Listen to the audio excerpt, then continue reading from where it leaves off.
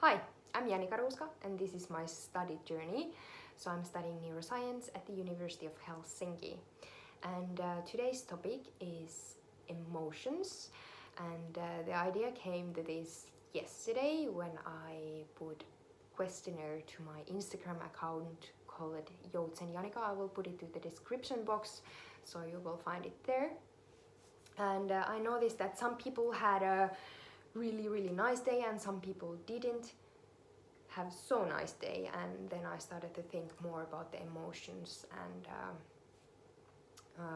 how to learn from those and how to shape those. And I will go to that topic after I have showed 4 of my favorite books which are maybe somehow related to the topic. Not all of them, but I need to show. So these books are not just for people who are studying neuroscience. This is kind of that you don't need to know everything about the brain function. So these are like easier to explain, but I really enjoyed these books. I haven't read all of these completely, but I have started and I have some image, and actually one book I have read totally about this and I really like that one. So it's this one, The Molecule of More, and it's telling about the dopamine and our reward system in our brain. And this was really easy to read and really interesting and got me understand more what is happening. I actually bought this before I started my studies and this was really nice one. The next one, this is not so related to the topic or kind of way it is, but I really enjoyed this one. I also bought it before I started my studies. I haven't finished it, but I'm reading it from 2 points.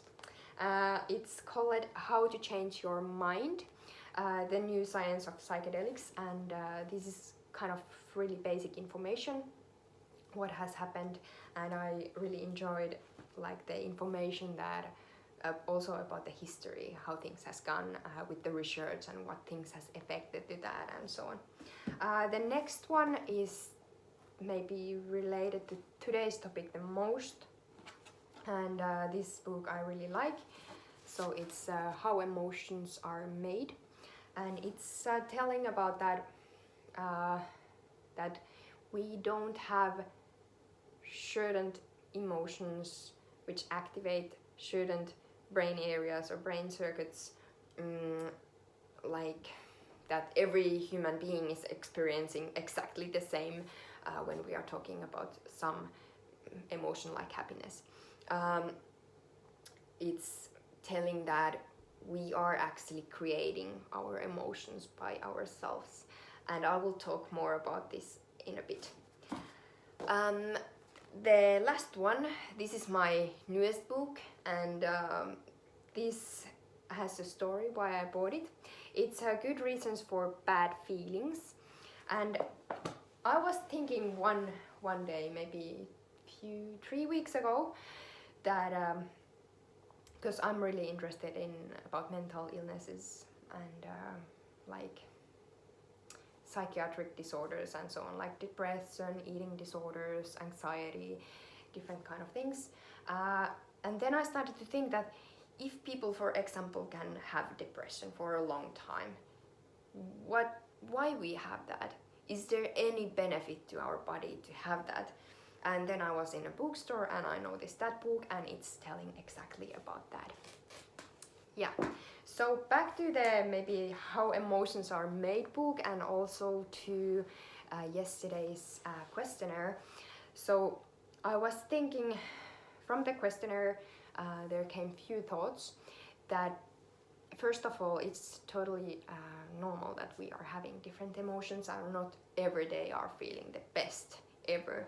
But also I mentioned that it's really important to also just live through your emotions. Just when you're feeling happy, enjoy about it. Or if you are feeling sad, allow those emotions to yourself. You don't need to push them away. But at the same time, I believe that we have right to feel better. So not saying that you should avoid all the negative feelings, but more like learn from your experiences how you could affect to feel better. So if you are feeling really, really good, maybe later you can think which things affected that you were feeling good. Or if you were feeling bad, which things affected that? At what time that happened? What happened during that time? So collecting this kind of information, you can maybe use it later on to maybe feel a bit better, to affect those emotions. Of course, if you are like really, really deep into your negative emotions and it's hard to get, you're just rolling the same thoughts in your head, you can maybe not use that information immediately, that okay, last time this helped when I thought about these kind of things, and that way I felt better. That you may not be able to use that information in exactly that moment. So for that, if you are just rolling the same thoughts and feeling bad, I recommend to do something else. Just transfer your thoughts to the kind of, you can imagine a box, and then put it on the side for a moment, do something else, go for a walk, read some book, talk with friends, do some art, something else to give yourself a break from those thoughts. And it might help to just clear your head even for a moment, because it's really taking energy if you are just having these really hard emotions. And then if I go back to this book, How Emotions Are Made, I first thought that, okay, are you saying that I'm responsible about all of my emotions and I'm not allowed to feel bad when I'm feeling bad? That was my first reaction. And then I realized that it's also opportunity to learn to feel in different ways. So it's not just like blaming myself that I'm feeling that way. And I will come back to this in a bit, but then I remind myself about the experience I had maybe 5, 6, 7 years ago when I was in Greece, and there were this small kid who dropped her ice cream, and I remember that she was really tiny, and she was really confused. Like the reaction about the emotions didn't come immediately. So then she looked her parents, like how I should feel or what should be my reaction. And then the parents were just like, okay, that's fine, we can buy a new one if you want, and just continued the day. And then like instead of that they could do that, oh, don't feel sad, don't cry, like kind of telling how the kid should feel. So this is related to this topic, that we are learning these emotions from our like history. Like now if you are thinking that I'm responsible about my own emotions, yes, on that moment we can do something about those, but of course we have learned these things when we were like super young, and not just because our parents but also our culture, so where we are living, we know how we should feel about certain things. And it's not completely bad, because then when some people around us are feeling in a certain way, we can kind of understand. Of course we can't completely say that I know how that feels, because we can't, but then we can get kind of close how they might feel and understand them and feel the empathy and just like, okay, maybe we can help you and so on. So it's not totally bad, but it's also good to know that we are able to affect those how we are feeling, and just learn new ways to have these emotions. Like if something is not useful for us, like if we notice that we are feeling really bad every time we are facing something similar, so maybe we can change the way we are feeling if it's really taking energy from us. And maybe the one, this is like extreme example, and I know that depression is totally different topic than these basic life emotions, but it's maybe easier to use that as an example. So if there is some person who has a major depression, probably, or I hope that they are going for therapy and getting the help they need. So they are doing exactly the same process there. So of course they are also solving the reason why they are having the depression. It's really important to also focus for that. But at the same time, these people can do work with that because it takes time usually to solve these kind of problems there, that they can at the same time try to learn to feel better on that moment.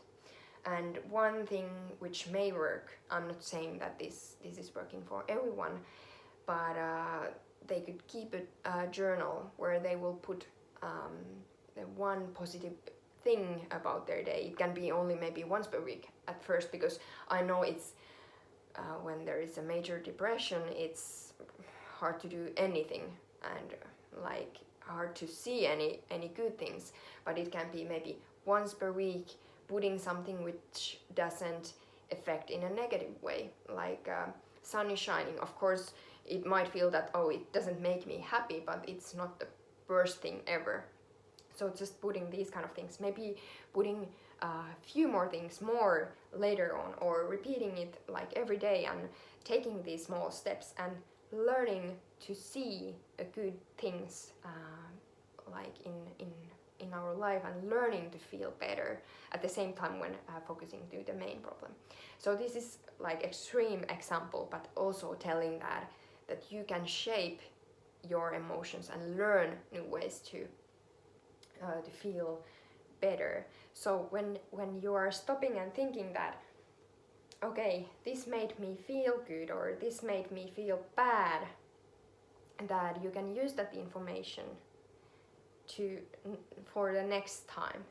And of course, if you are having a really strong reaction in your body, that might take way more longer time, but to kind of shape those bodily reactions. But just thinking how I would like to prefer feel, and like if you are saying, if we would say that you are having a really like a moment when you are feeling really anxious or really like not good and a lot of pressure and everything, can you just then become more aware about your thoughts, and then like thinking if those thoughts are true, and how should I breathe more deeply, and just like learning these new techniques which could help with that. Okay, there came a lot of thoughts, and I'm not completely like, I'm not professional with these were just the ideas which came to my mind, and I'm really passionate about this topic. Hopefully you got even a bit what I was talking about, and you can always leave a comment or idea. I love to listen to new ideas. If you have any thoughts about this topic, just leave the comment and let's discuss about it. Thank you for watching this video. We will see soon again. Bye.